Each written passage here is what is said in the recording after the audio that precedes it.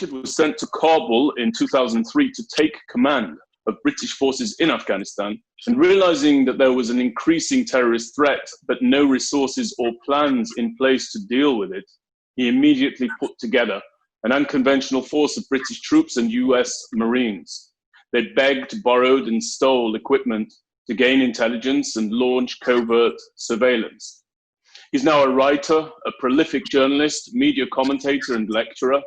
He provides strategic consultancy services on leadership, security, intelligence, and counterterrorism and defense. He's a senior associate fellow of the Royal United Services Institute, the world's longest established military think tank, and a board member of Friends of Israel Initiative. I would only add to that, Richard, that everybody on this call knows as well that they are in the presence of a fearless friend of Israel and the Jewish people. Thank you for being with us this evening, and welcome. Thank you very much. It's a real pleasure to be with you. And before we start, I would like to pay particular tribute to you and the incredible work you've been doing over the years, both as a soldier and after you left, fighting the political battles around the defense of Israel. And I think it's also a real honor to be here taking part in my first, I know it's not the first, but my first event for the Miriam Institute, which I've read a lot about it. I'm beginning to understand it, and I think it's an incredible organization that deserves a huge amount of support. Thank you for your kind words, Richard. And before I really launch into the subject of today's conversation, tell me a little bit about where you are in the UK. What's the situation in the shadow of COVID-19? Well, before I answer that, I would also like to say my thanks to everybody from countries in different parts of the world who have dialed into this conference. And I know that a lot of them come from the United States, a lot from here in Britain, where it's actually quite late, and even some from Israel, where it's even later. And also, I'd like to apologize for my appearance. I normally at this time of night would be wearing a dinner jacket and sitting down to a sumptuous 5-course meal, but in deference to the Israeli people here, who I know don't know what a suit is, I thought I'd relax a bit. I'm in southeast England, about an hour and a half outside London, and the situation here is extraordinary, really. I mean, I'm talking about my local situation, because life has really ground to a halt, as it has throughout much of the United Kingdom, or pretty much all of the United Kingdom. But of course, the epicenter of our coronavirus problem over here is London, as I think is New York over in your place. And so far, we've been quite badly hit. We've got a total confirmed number of cases of 33,000 in the UK, which obviously doesn't reflect the true number, because it's only those people who have been tested, which is not a huge amount. And there are almost 3,000 total dead from the disease. And the average death rate here in the UK is around about 500 at the moment. Although it looks now, there's some relatively optimistic news coming from the government, it looks as if that's beginning to plateau and may well start turning down within perhaps a few days. So a dire and desperate situation. A lot of people in very tough circumstances, obviously the ones who are infected with the Chinese virus, and those people who have had their lives turned upside down by it, and of course even more so the people that have died from it and will die in the future. But of course then one of the other problems is the massive economic suffering that this is causing at the moment, with many, many people out of work, and more probably going to be out of work, and a big financial problem for many of them. The government here has intervened, I think, very effectively. Others may disagree with that, but as I see it, it's pretty effective in terms of doing what they can and spending billions of pounds on trying to ease the economic pain for so many people. In terms of their dealing with the virus, I believe that the government is doing a good job from what I've seen of it. I'm not an expert, but as far as I can see, they are. Their tactics started in one way, changed, and are changing again. And one thing that I do find quite annoying in the current situation is the media, the mainstream media, not all of them, most of them, approach to this, where the government changes its position and immediately is criticised for doing a U-turn, or some fault comes out and the government's criticised. And I think the people that are doing the media have found it very hard to adapt to a new situation, which the rest of us have had to adapt to. The media still think they're in pre-coronavirus mode as opposed to what is effectively wartime mode. Of course, they should criticise the government. That goes without saying. But it's not really, the tone they're normally setting is not really the right tone, I don't think, to deal with this current situation. Maybe they'll adjust, maybe they'll adapt as the rest of us have. But otherwise, I think, most British people are doing what they're supposed to be doing, social distancing. You're not allowed out of your house except for specific purposes like buying food or going on a walk. You can walk once a day or run, whatever takes your fancy. I walk, I think, at my very ancient stage of life. I'm sure, Benjamin, you'd be sprinting around the block a few times.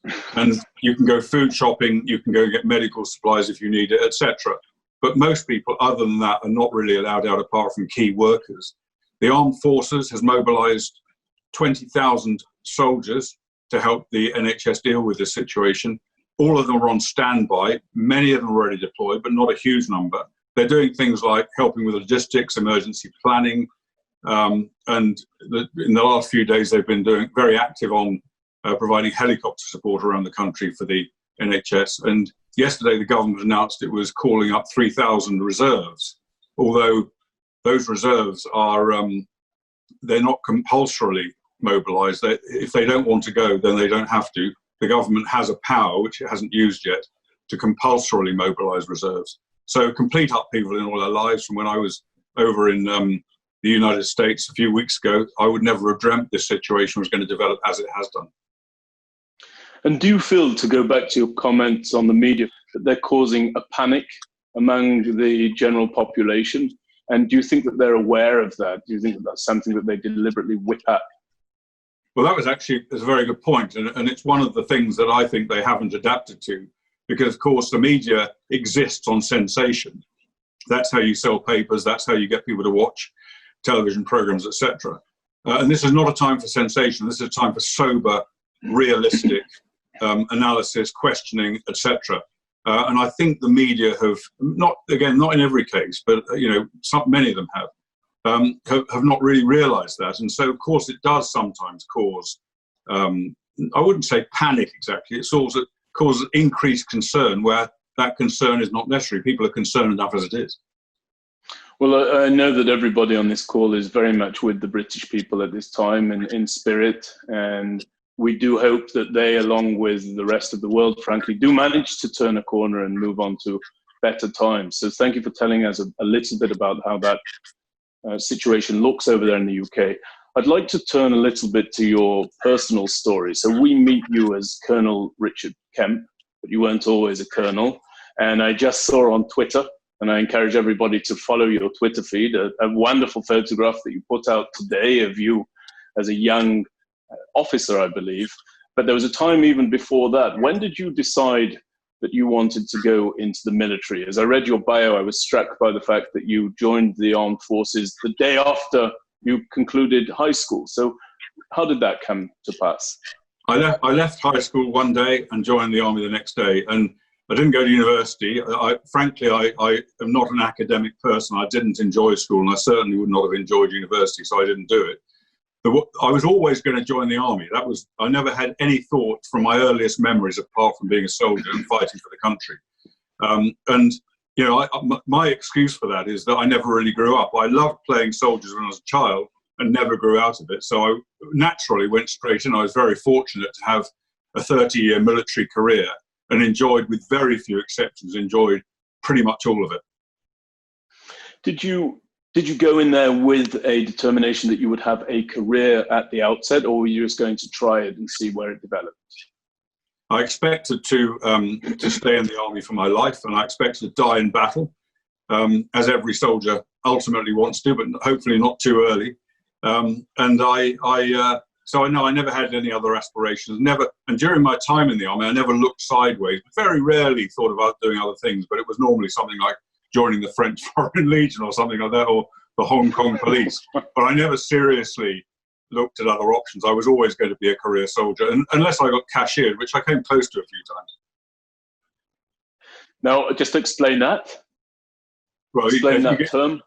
court-martialed and fired for misdemeanors or for war crimes or whatever. Didn't commit any war crimes, but I sailed close to the wind quite a bit, and I think like many people, I wasn't rebellious in the army, because you can't be rebellious, but I had my own thoughts. I didn't tend to fit in with groupthink, and my father always said, if you see the crowd going one way, go the other way. That was basically his mantra in life, and I followed that.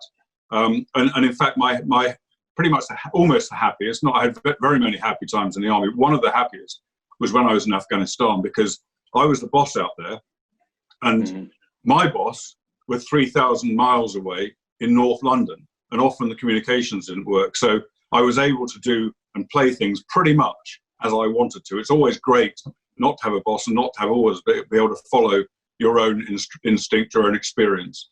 I think that's very true. In fact, Ariel Sharon, the former prime minister of the state of Israel, and indeed a storied commander and hero of the military before that, used to say, "En tachlif leben adam bashetach," which means there's no substitute for a man in the field. You can get all of the commands that you want from HQ and high command, but in the end, the man or the woman in the theatre is the individual who knows what's going on. And it sounds like you're very much of the same mindset. You didn't need to translate that, Benjamin. I'm fluent in Hebrew, or so I tell myself. But I think you raise a very good point, and it's one thing that I've observed over here, which is why I'm quite critical of the media, which is that what they don't really understand, and many other people don't understand as well. Why should they? I think many people in business do, but certainly people in the armed forces. Your people over in Israel, people in the US, people in Britain, in the armed forces, or who've served, recognize that when you're faced with a completely different situation, unexpected, unprepared, effectively, you then have to deal with it as you can, and you make mistakes along the way. You do missteps, you do things wrong, and you then correct them and get on with it. But you shouldn't necessarily be constantly criticized because you weren't perfect. The people that are sitting in the armchairs criticizing our politicians now and our National Health Service now are not people who've had to face this sort of situation before. And I think the army, the armed forces really changes you in that respect. And you recognize that you're sometimes dealing with chaos. And I think the IDF, as well as the British and the American Army, are adept at dealing with chaos, because a battlefield situation is a chaotic situation by definition. Whatever you're trying to do, the enemy is trying to stop you from doing it and kill you while you're doing it. So it's I think military attitude sometimes is different to many civilians' attitudes. I wouldn't say that people in some areas of business are much different to that, because of course they have to adjust and adapt as situations change to keep the bottom line going.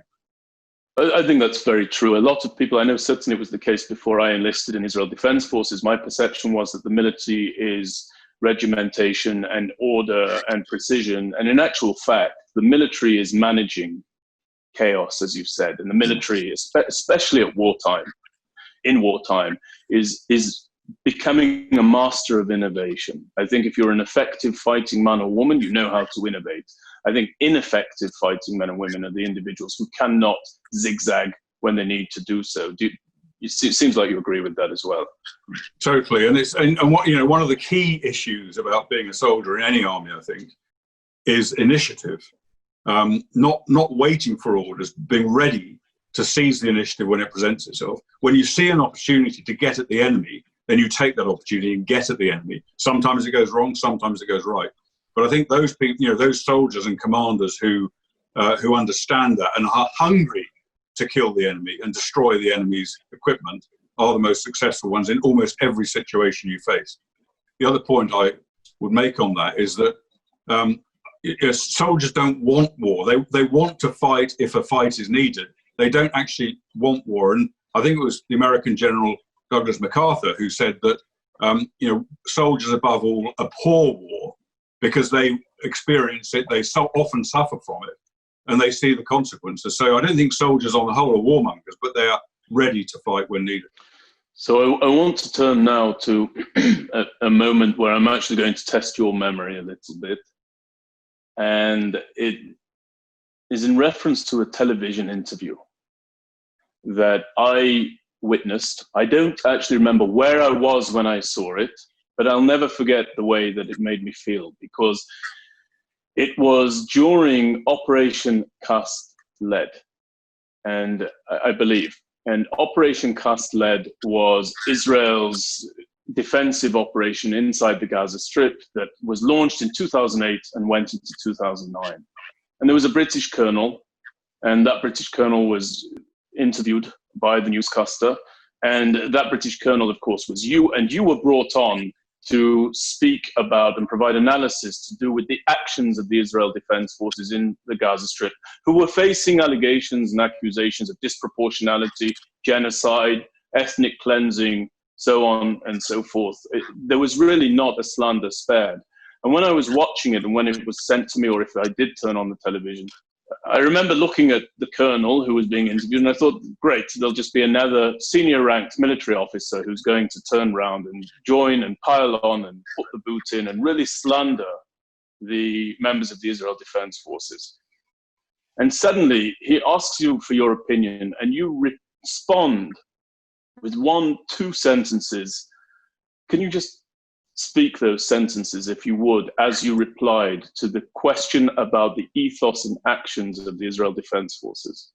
Well, even though I'm an extremely old man compared to you, my memory, I think, is better than yours, because it was a BBC interview in 2008 during Operation Cast Lead, as you said. And it wasn't a male interviewer, it was a female interviewer, just to correct you on that one. Thank you. And I was doing a lot of commentary and analysis for the BBC on Afghanistan and Iraq at the time, and so I was one of their favourite military so-called experts, and they called me in to talk about this horror story evolving in Gaza, and they expected me, exactly as you expected me, they expected me to follow their line, which was of course nothing other than absolutely raw criticism of Israel, which is pretty much what the BBC does all the time. And the question I was asked was, as a professional British officer, how can you must be extremely angry when you see that the IDF are going out deliberately killing innocent women and children. The question was something like that. And my answer was, I'm not angry, because that's not what's happening. The IDF is taking far greater steps than any other army in the history of warfare to save the lives of innocent civilians on the battlefield. That was the fact. And I've seen several other conflicts in Gaza since then, including the most recent violence going on the Gaza border. And that view that was made at that point has only been reinforced, even greater than it was then. This is an incredible statement. And just to explain, for a Jew watching the BBC, when it comes to coverage of Israel, reporters are forgettable. But a friend coming through the airwaves, speaking in favor of the states of Israel and the soldiers of the IDF, that individual is never, ever forgotten. In fact, they're remembered forever. Now, it's a massive statement that you made there, the history of warfare. How did you know that? How did you know that no other military in the history of modern warfare, was it modern warfare or warfare period? I think it was modern warfare. You said, warfare right? Period. Warfare period. How did you know? Well, first of all, I've obviously made a lifelong study, even when I was 5 years old, of military conflict, and been engaged in quite a few of them myself over the years. And actually, something you may not know is that the British Army, when I went through Sandhurst, which is our equivalent of West Point, to train to be an officer, the army that we focused on above all else to learn lessons from was the IDF. So I knew a lot about the IDF right from the first time I joined the army. And I then studied the IDF, and I met quite a number of IDF officers and soldiers over the years. And in fact, during my last job in the British Army, I was working in the Cabinet Office working on international terrorism intelligence. And I got some immense insights into the way, not just the IDF, but the entire government apparatus was dealing with this. And I was studying what was happening, and I was then able to look at the way that the IDF were operating in Gaza, and put it in the context of the way that we operate, the way the Americans operate. And from that, I made that statement because it was what I absolutely believed to be the case. And I think one thing that often happens, and it's sometimes a deliberate strategy by the media, is to isolate Israel and its military operations and not in any way compare them to other people's military operations. One of the groups you mentioned earlier on that I'm involved with, the Friends of Israel Initiative, we've done some studies in recent years to using some of our the world's best experts, military experts in conflict, to place the IDF operation exactly in the context of what else is going on. And I would urge anybody listening to this to get on the Friends of Israel website and have a look at what we wrote about it. But it's an interesting thing to show you that I'm not completely crazy. I know you know I'm not, but to show other people who may be more skeptical, I'm not completely crazy and wasn't then. I was over in Israel immediately after one of the other conflicts, more recently than that, with a group of 13 former chiefs of staff of armies around the world, including Britain, the United States, Germany, and others. And we did a review of that conflict. And the greatest problem that they came out with at the end, none of them had any experience of being in Israel at all. But the greatest problem they identified was that our armies would not be able to match the standards set by the IDF in preserving the life of civilians on the battlefield. And also, General Dempsey, the US chairman of the Joint Chiefs of Staff at the time, made a similar comment, a similar statement to the media about that. So, you know, although I'm often alone in my views, on this occasion I wasn't alone. Yes, I've heard that from other sources as well, that other militaries would not be able to match the standard of the Israel Defense Forces when it comes to preserving the lives of innocents on the battlefield, but nor would any of those militaries fall prey to the vitriol and the invective and the slander and the delegitimization that the IDF faces. So I want to ask you a question. You're not of the Jewish faith, as far as I know, right? And you're not a faith-based supporter, meaning you're not a member of the evangelical denomination. So let me ask you, where does this hatred come from, Richard? Is this anti-Semitism? Is this misinformation? What's the source of all of this? That's a question that demands a lengthy answer, but I know you're wanting to keep this on track, so I'll try not to take too long about it. But yeah, I'm a Christian, but I wouldn't describe myself as a Christian Zionist. I'm a Christian and I'm a Zionist. But that's not my motivation for the stance I take on Israel. The simple reality of my position on Israel, that I know right from wrong. And if I see wrong being done, whether it's in the media, in the United Nations, or wherever else, in relation particularly to armed forces, and it obviously is most usually Israeli forces, I feel that I need, where I think it's wrong, I feel I need to do what I can to actually try and correct the slander and abuse. Where it comes from, there's a long campaign by Arab countries and Arab groups in the Middle East to delegitimize Israel. They never accept Israel. They will never, in my view, accept Israel. Religiously, they're not really allowed to accept Israel, because they see that territory as being a territory that once upon a time belonged to Muslims, in other words, to the Turks, the Ottoman Empire. And it can never, ever be left for non-Muslims. So they have to, religiously, they have to attack and stop it from happening. Now, there are obviously tactical pauses, and things like the peace treaty with Egypt and with Jordan are an example of, real politics rather than what they really do believe, I think. But it begins there, and it began really back soon after the Balfour Declaration, when that was resisted wholeheartedly by Arabs all the way through, and has continuously been done right up to date. And they, of course, have managed to get many of the West on side with it.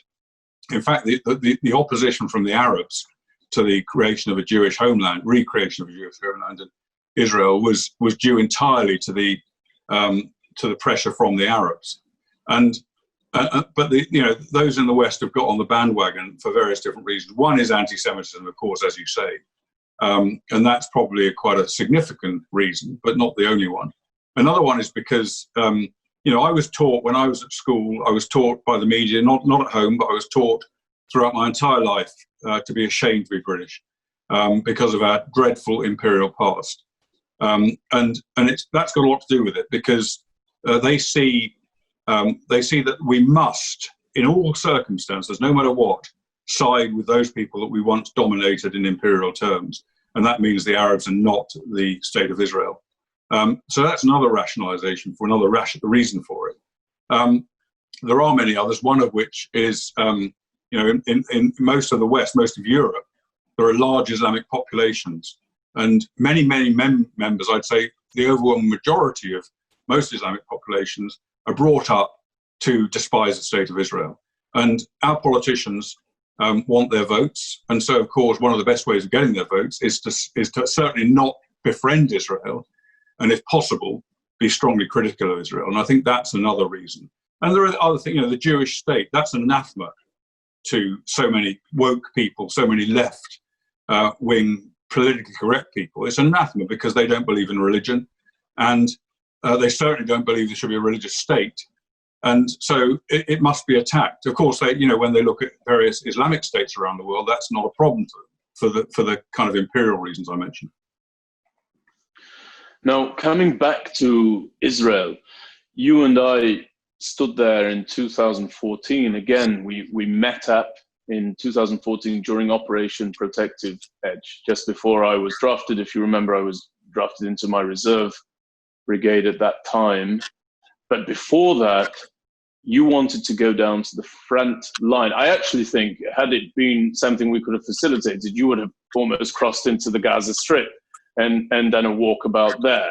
Obviously, we weren't able to get you there, but we were able to go together right down to the front entry point for the soldiers who were massing on the border. Again, a defensive operation into the Gaza Strip. Why is that so important to you? Why do you take of your time, your talents, your abilities, and fly over to the States of Israel? And when, frankly, many people are leaving when rockets are being fired, you turn up and you show up and you want to get as close to the soldiers as you possibly can. What's that about? Well, if your memory serves you correctly, when you got mobilized to go to the reserve, I begged you to take me with you so I could join the idea for the fight. But you recognised I was a fat old British broken down soldier, and I would be more trouble than I was worth. But no, I think I by that time I had become heavily involved in commenting on what was happening in Israel, and I believe they say time spent in reconnaissance is never wasted. If you're going to really understand a situation, you've got to see it as close up as you possibly can. And you took me down there to that border on that occasion, and we saw a great deal of activity. We saw a lot going on there, and I was able to form a very, very, I think, accurate judgment of what was happening as a result of that visit, and talking, person to person, talking to private soldiers, NCOs, officers, even the chief of the staff of the Israeli army, and was able to form my opinion for that reason. So, and why is it so important to me? Well, because not only I hate to see any country, any democracy like Israel maligned in that way, but also I recognise that we're fighting the same war. Britain and Israel, the United States, we're fighting the same war. We're fighting the same type of enemy, and we need to be standing alongside each other. And Jose Maria Aznar, who was the former president of Spain and the chairman of this Friends of Israel group previously, is now Stephen Harper, the former Prime Minister of Canada. He was famously quoted as saying, "If Israel goes down, we all go down." And I think he's absolutely right in that. So to me, I spent my entire life fighting for this country and for our allies. And I consider it to be a part of that fight, albeit maybe from a wheelchair and grey hair with a large gut on me. But as you're speaking, questions come to mind. And one of those questions is, how good are we as a defense force over in Israel? Jewish citizens of other states have known generation after generation absent a fighting force and absent a defensive force. And so it's natural that we would regale the achievements of the Israel Defense Forces and that we would bask in those achievements. How good are we as a military, as a defense force, in your estimation? I mean, I would say one thing before I give you my view, which is that if you ask most British soldiers, I assume it's the same now, it certainly was when I was serving, what obviously the British Army is by far the best army in the world. Of course, that goes, I'm sure everyone agrees with that. Richard, we're losing you. Have you got me back now? Receptions become very spotty all of a sudden. I'm only joking, Richard, because what you're saying about the British.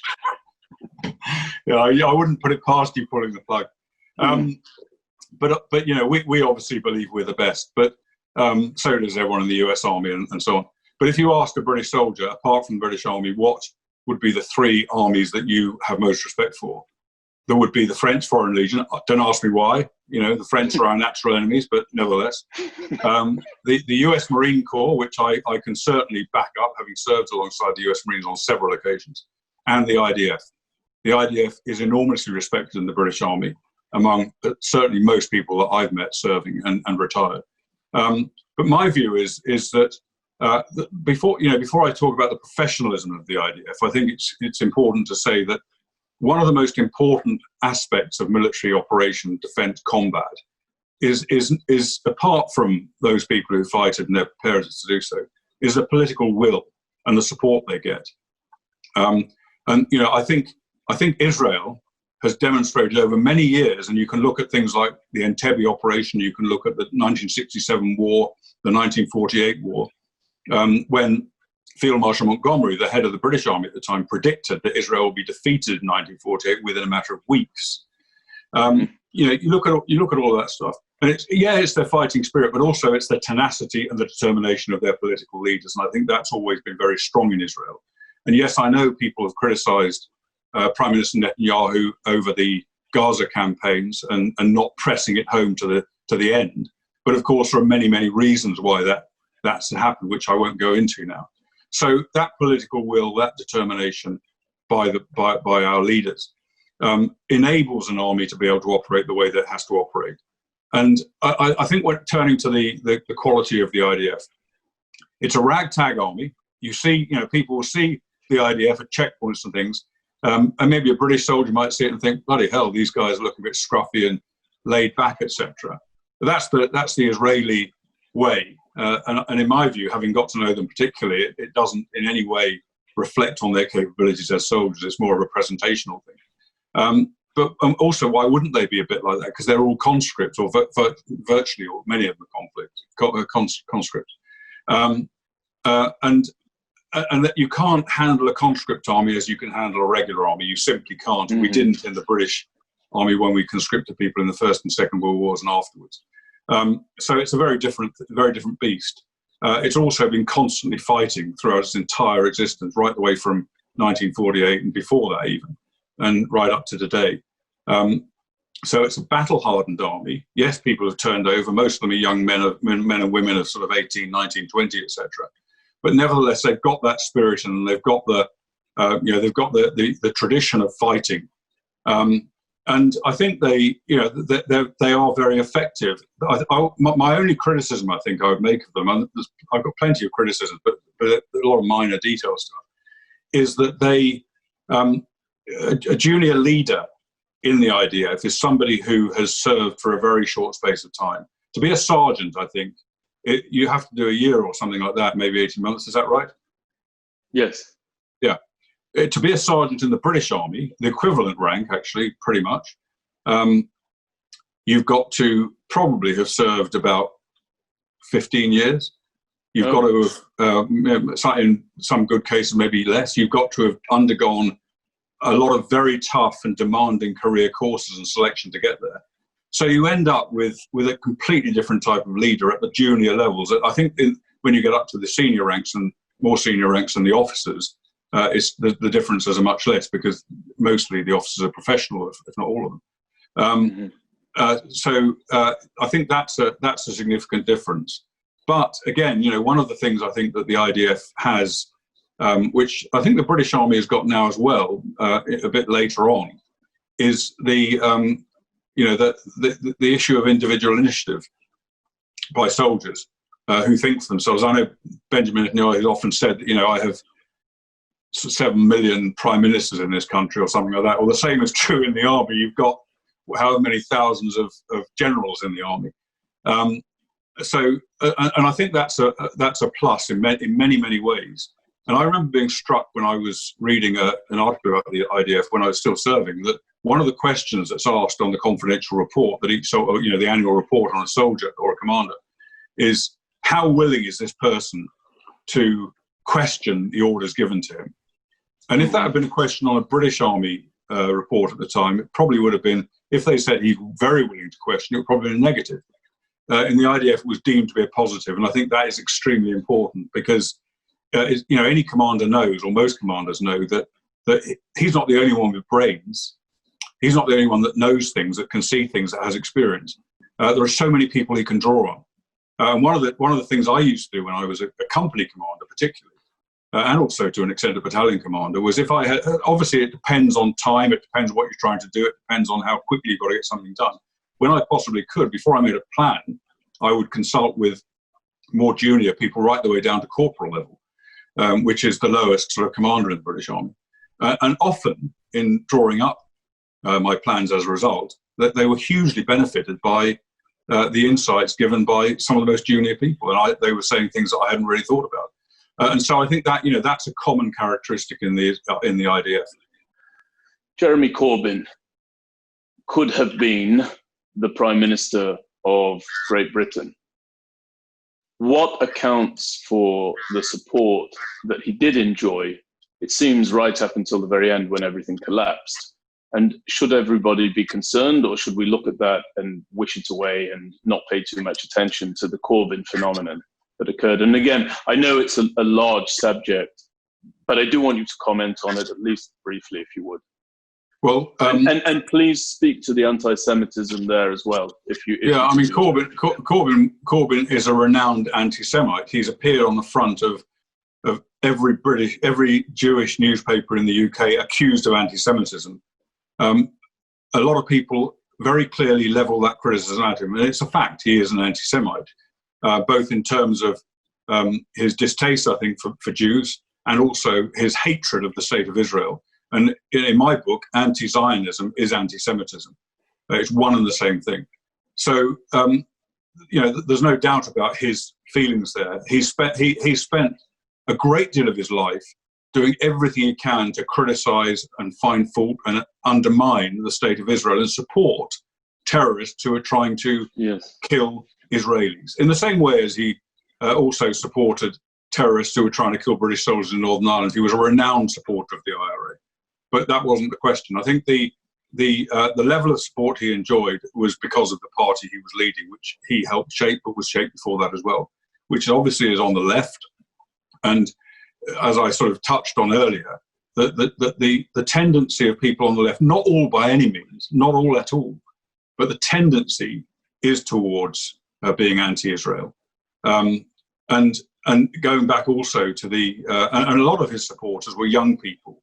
And they get their minds, I think, and maybe criticised for saying this, but don't really care. But they get their minds distorted at universities by hard left university lecturers, and even at high schools. They were among his most fervent supporters. I'm sure that many of them, when they get older, will grow out of that, but they hadn't grown out of it when they signed up to support him. So he enjoyed a strong support on the left, but it wasn't without criticism from his own party. Many people left his party because of what he was. But I think the one thing that I think is extremely important to know and recognise is that he was absolutely annihilated in our general election last year. He was destroyed. He led his party to the worst defeat they've ever had in their history wasn't just because of his anti-Semitism, it was also because of many other things. But I think a lot of it was the anti-Semitism, and I think it showed, and I think it's encouraging to see, that the overwhelming majority of the British public rejected an anti-Semitic leader at that election. And I think the Labour Party now will find it very, very hard to recover from that massive blow that he was dealt by the British public. Let's have a couple of questions. Question here from Ethan, and he asks, do you think there's a future for Jewish communities outside Israel in places like the US and the UK? Well, I certainly hope so, because we all need our Jews in these countries. The Jewish communities in I think most Western countries contribute to those countries, to their economies, to their innovation, to their development, far, far more than their numbers would suggest they do. So I think if those communities disappeared, and I know that many of them are fleeing from France and some from the UK as well, I think the country's concern will be at a great disadvantage because of it, and morally, of course, as well. You know, we're a long way from the Holocaust, but it's frightening the extent to which some of the mantras of the Holocaust are being repeated in this day and age. But I do see the situation in the West getting more and more difficult as we progress, and I do unfortunately see the loss of the Jewish community, or some of them, not I hope all of them. I do see these numbers continuing to increase. I think a lot of Jews, going back to what we spoke about before, a hell of a lot of Jews were getting ready to go if Corbyn had become prime minister. And so, of course, you know, the real answer to the question depends to a very large extent on what the politicians in these countries do and to the extent to which they're prepared to support the Jews in their country and defend them. There's a question here from Amiad in Israel, and he asks, to what extent does the world's critical view and media affect the army's willingness and ability to wage war effectively, both in Israel and other Western militaries? I think it's obviously going to have an effect on morale, and I think that was one of the issues that we saw in Vietnam. Was the debilitating effect on morale of troops of the lack of support they had back home, certainly towards the end of that war. And so it does have an effect. And I think it also touches on the reason I wrote that book, Attack State Red, was because, you know, if the soldiers don't have the support of people back home, it's troubling to them. It is troubling to them. And, you know, when I was, for example, in the first Gulf War, it was a short, sharp conflict. We were inundated beyond possible use of gifts and parcels and food and presents from Britain. And that has, I mean, even if it's over the top, it has a phenomenal effect on morale, knowing that the people back home actually care about them and back what they're doing. And I think, the opposite, a lack of support. I think, you know, military organizations, particularly the British Army, the American Army, and probably the Israeli Army as well, or definitely the Israeli Army as well, they are able to fight on and to maintain their morale, irrespective of what's going on back home, to an extent. And I think, depending how long it goes on for, how strong the opposition is in the homeland. But I think it's important. But I talked, you know, I've spoken many times to Israeli soldiers. I spoke to some Israeli soldiers on the border of Gaza very recently when the violence was going on there a few months back. Yes. And I asked them about this, and I said, you know, what does it feel like? You're exposing yourself to danger. You're in range of sniper fire. Some Israeli soldiers were killed. You're working around the clock, and you go back and watch television. You see these idiots around the world saying you're a baby killer, and they basically shrugged. We're used to it, and I think that's fair enough, really, in a way. I mean, I would certainly tell any Israeli soldiers that are listening not to care a damn about what's being said about them in the Western press. The most important thing, obviously, for them is that they're supported at home. Now, the last two questions that I want to ask you, the first one comes from Jim, and he asks, what do you see as the greatest threat to civilization across the coming 5 to 10 years? Well, it's a nice short answer there is perfectly teed up by way of that question, I'm sure. Richard. Have you got an hour?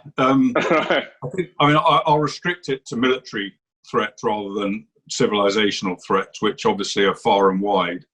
I would say the greatest military threats we face, which obviously a military threat is also a threat to the whole country, otherwise there would be no point in the military fighting. But there are probably 4 major threats that face us at the moment in the West. The first is not necessarily in order of priority. The first is Islamic Jihad, Sunni Islamic Jihad, which has been attacking us for years and years and years and is relentless at doing so and will continue doing so. And that's including our forces overseas, and it includes terrorist organizations back here at home, some of which are organized and sent in by groups like the Islamic State itself and Al-Qaeda and so on. So I think that is a very serious threat, which we are obviously doing our best to contain in this country and, of course, in the US, by both fighting it where we find it, going out to the countries where they represent a threat to us and dealing with that threat if we can, like Afghanistan and Iraq. In large number of cases in Britain, I'm sure the same is true of America, sending troops out to go and help the local forces, to help them to train, to help them know how to fight and things like that. And of course, our security services back home are working round the clock to deal with that threat and being, on the whole, very effective against it. The second threat is Iran, Shia jihad. And, Iran, I would say Iran is one of the most dangerous countries in the world, particularly today, particularly at this very moment, where they are looking, we know they're looking very carefully at trying to exploit this coronavirus situation and carry out attacks against particularly US forces in the Middle East, and no doubt attacks elsewhere as well. I think it's an extremely serious situation, and I do believe that most of us are inclined to think, well, if there's this terrible disease going on, we must let up on our enemies. We must not let up on our enemies, because we can be sure of one thing: they won't let up on us. The Iranian regime is under great threat right now, and it was under great threat before the coronavirus began. And they will do everything they can. It's their overriding priority is to protect that regime.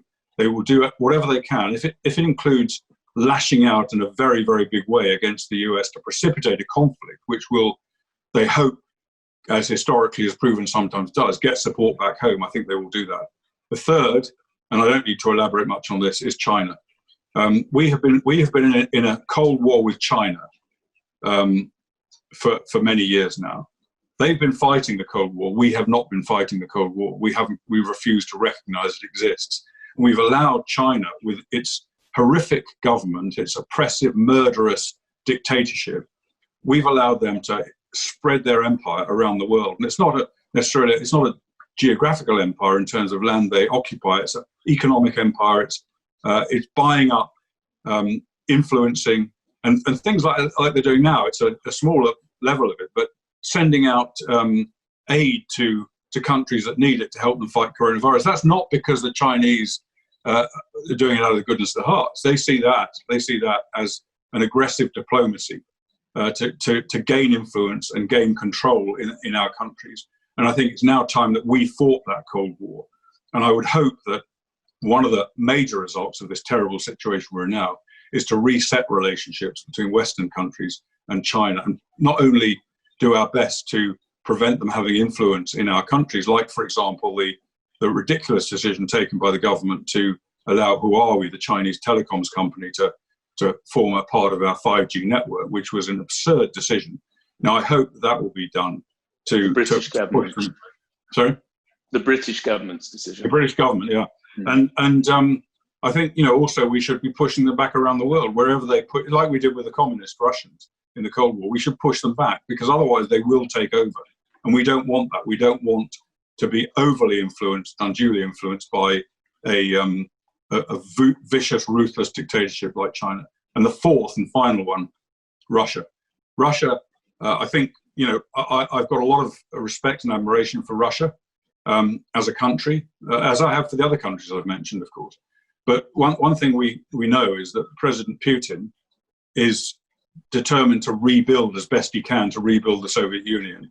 And a major way of doing that is to oppose the West. And so he also, in different ways, is fighting against the West, particularly the United States of America. It accounts partly for why he's in Syria. It also accounts for the poisoning of, or the attempt to poison and kill Sergei Skripal here in the UK in recent months. So before I come to the final question, I just have to say that I'm deeply concerned about what's going on with COVID-19. You in terms of your military background, just whether it be a bioweapon or not, it doesn't matter. The fact is that it's caused massive disruption to the world as we know it.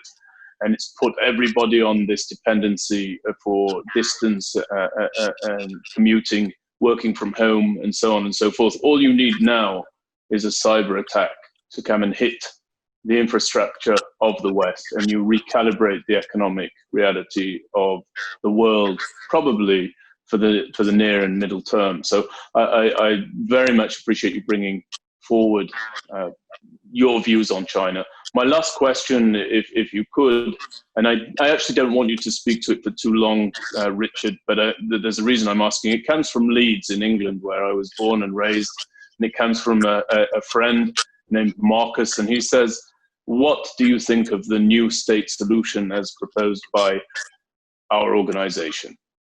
Yeah, so the new state solution calls for an independent state in Gaza with contiguity into the Sinai Peninsula. I don't want you to talk about it for too long, but it would be remiss of me not to ask Marcus this question. It would indeed. But just before I do that, on the coronavirus, it's a terrible situation we're in. Absolutely terrible. Whatever the cause of it was, it's awful. But I happen to believe that, yes, there will be a lot more deaths and it will be devastating for our countries. But I happen to believe that we will get back from that. And I think very quickly we'll get back from that. And we will have learned a lot of lessons from it. And I think, you're right to say that there are other threats like cyber compounding coronavirus, which is what I meant really when I was saying, I wasn't referring specifically to cyber, but when I was saying that, our enemies won't let up on us, and that's true.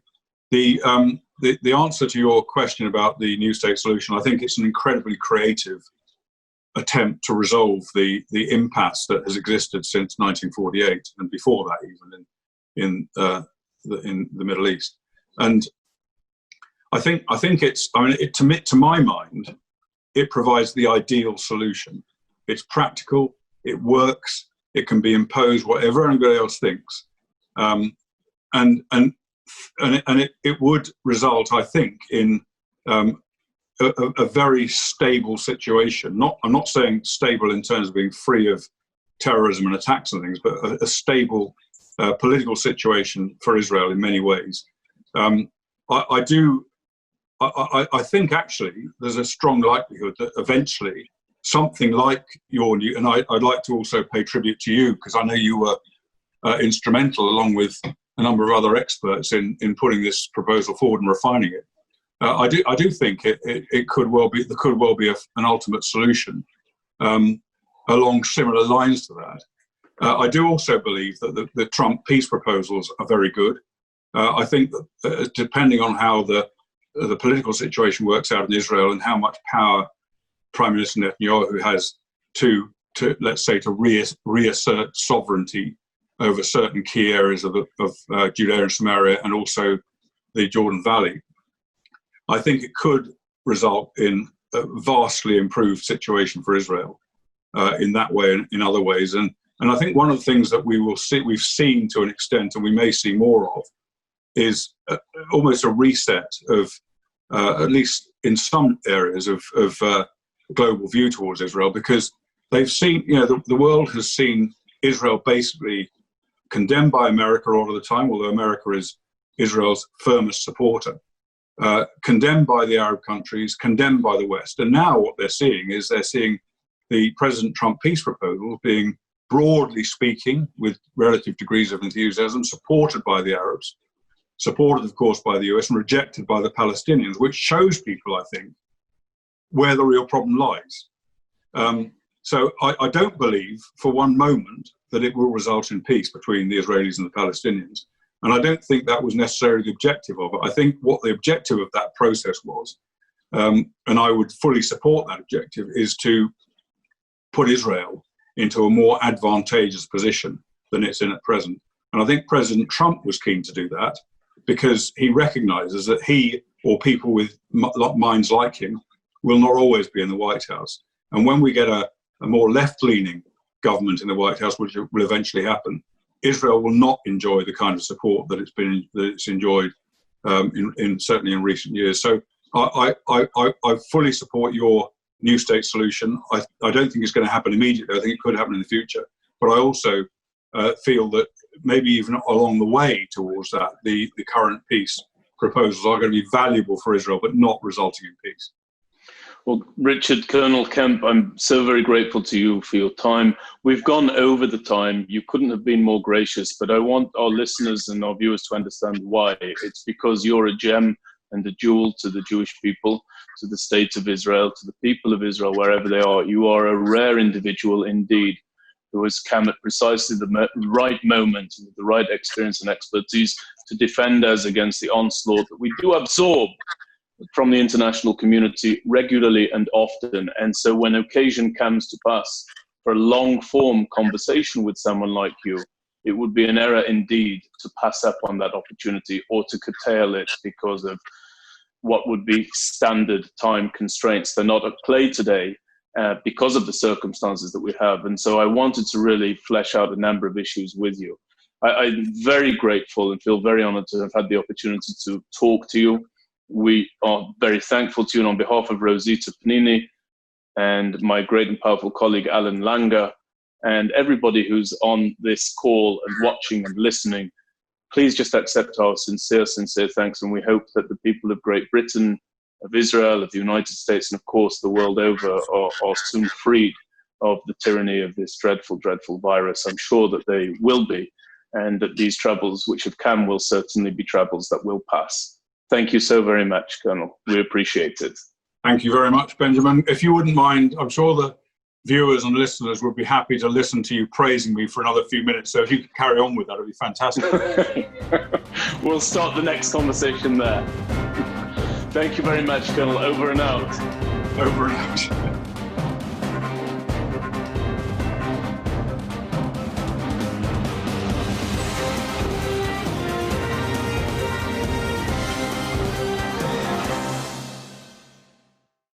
We would be pleased to send a complimentary DVD of this program to anyone who wishes to support JBS with a tax-deductible gift of $36, double high or more.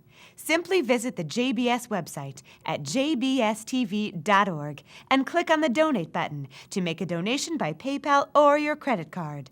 And please indicate the program for which you would like a DVD. Or you can send your tax-deductible check to JBS, P.O. Box 180, Riverdale Station, Bronx, New York, 10471. And again, please remember to indicate which program you would like to receive with our compliments. And we thank you for your kind support.